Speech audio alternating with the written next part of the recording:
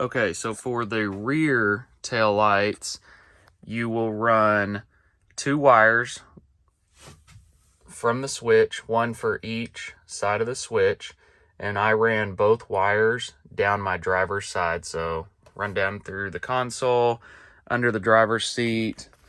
They go through, they're running like right along that bottom of the center rear console, then they come up the frame, and then they run down the side of this driver's side. And let me see if I can get a shot of... Okay, so there you can see, I don't know if it's focused, the Diode Dynamics diode that I used, and the blue wire is the wire I ran. So you'll use that. You'll need 2 of those Diode Dynamics diodes, which they come in a pack of 2.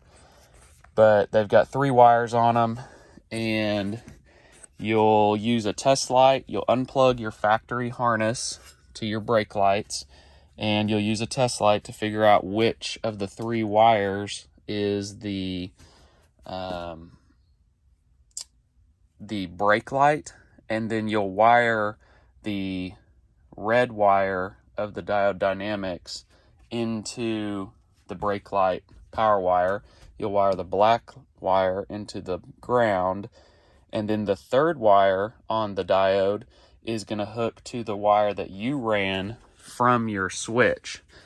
And then crimp those together, heat shrink them, and you're good to go. The passenger side, what I did was I ran my passenger side wire through that square tubing on the frame, and I just ran it straight across over there to the passenger side and hooked it in there. And then all those 2 wires just run right back to your switch. And that's how you get turn signals.